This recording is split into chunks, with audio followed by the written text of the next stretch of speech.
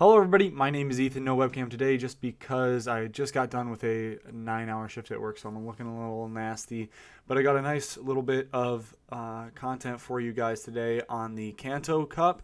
I got a very interesting team here of Alolan, Sandslash with Beedrill, as well as Nidoqueen. Now, Nidoqueen is obviously a very, very dominant mon in this format, and I'm running a couple of other Pokemon that have had community days. It's actually my shiny Beedrill here. I love this Beedrill.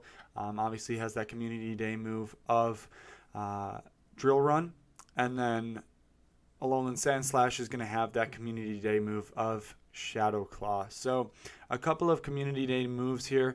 The set that we had here was pretty successful. We went 4-1 overall, but these battles are definitely awesome to watch. I'm going to just hop into, talking about the gameplay now. We are going up against this Voltorb here. Now, I do move around the lineup a little bit. In the first couple of games, I lead Beedrill, and then I'll move into, after a couple of times, learning that I probably should just try and go for an ABB style, right? That I should lead Alolan Sandslash, because obviously both... obviously, Soppin and Wigglytuff there are going to lose to Nidoqueen. Both of Beedrill and Nidoqueen lose to Hypno. Beedrill's a little bit better, I think, just because it has X-Scissor. But, yeah, as you can see, Beedrill here. I tried to deny that fast move there, but not deny. I tried to swap that fast move of that confusion over onto the Alolan Sandslash, but I think that is something that has kind of been patched through. Now, I really contemplated shielding here because for some reason I will run into somebody that has Focus Blast 900 1 out of every 20 matches or something like that. So you always got to watch for that.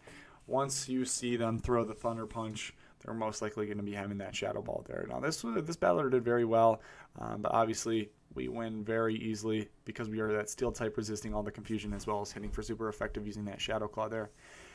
They're going to swap in Haunter, which is definitely a very interesting pick, but we have this pretty locked down. We got a little bit of lag there, not too bad. We were able to get the Drill Run off, and one shot. That was a huge boom there. They're going to swap back in Nidoqueen, and this match is over. The only way I could lose this match is if I decided to throw Poison Fang or something like that. Even if they beat with Poison Fang, it's still going to be an Earth Power win right now. So that's going to conclude match number 2 there. We did a very, very good job. I think match 3 we still lead Beedrill. Yep, we're going to lead Beedrill, and this time it is into Alolan Sandslash. Now, a lot of Alolan Sandslashes, just like this one, have Powder Snow, so Shadow Claw variant's going to have a little bit better of a matchup, but at the same time, non-stab Shadow Claws aren't doing that much more. Obviously, the Powder Snows are double resisted. We're going to be throwing the Ice Punch onto this Mew here. We do have the back-to-back. The one thing that I don't like is that the back-to-back is a little worse now because you're able to guaranteed sneak through. We do simultaneously KO there, but their Mew has a very weird CP. I think they just got a very unlucky roll there because it's 1464. Swapping back in the Alolan Sandslash there. We're going to be going for the sneaky, the X-Scissor. Going to get the shield. The thing about this team is that Beedrill, I love the idea of Beedrill. Like, I love the concept of Beedrill.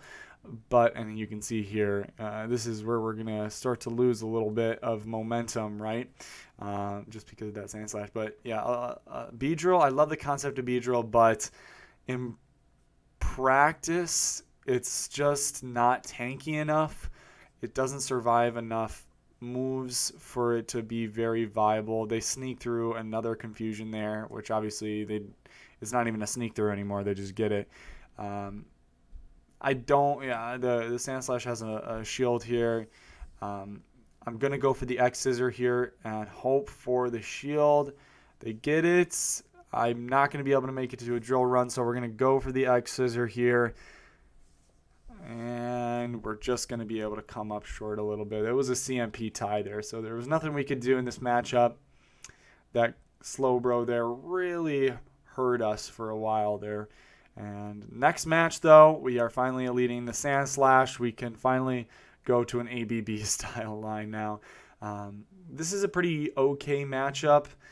You're not going to be able to throw Ice Punch, but Bulldoze is going to be doing a good chunk of damage.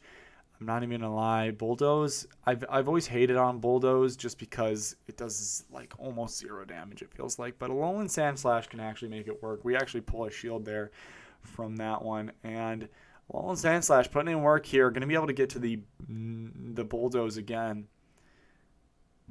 And that does a big solid chunk. We're going to be swapping in the Beedrill.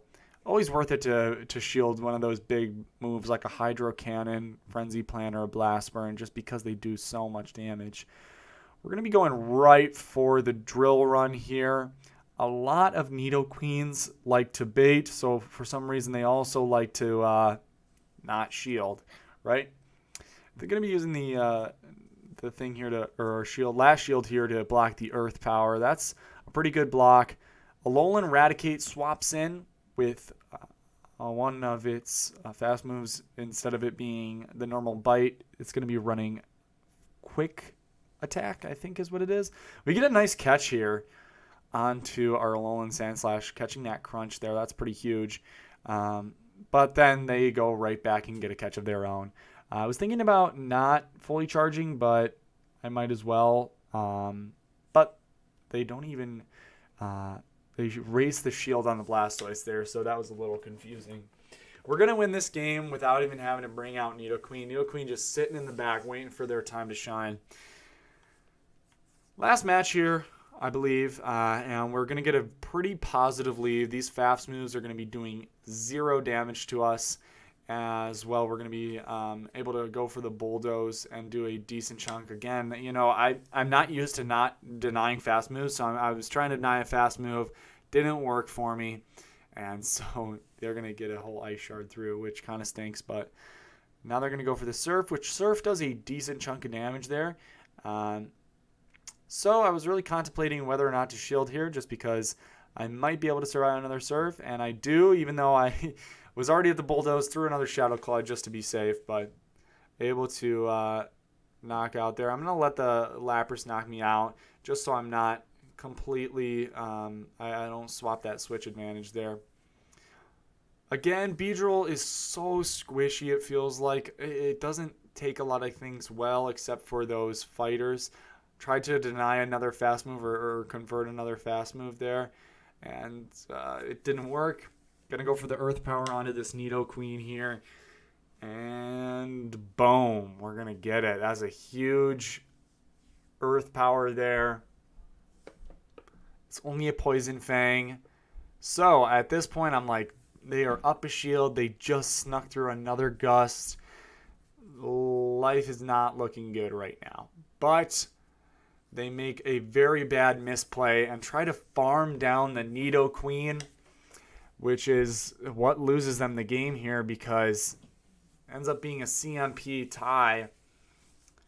They're going to run the Feather Dance, and Beedrill actually wins CMP tie. So I talked a little bit of trash about Beedrill, but ended up clutching for me in the end. Ended up going 4-1. Pretty nice. And that's it for the video today, guys. Hope you enjoyed the team. See you in the next one. Peace.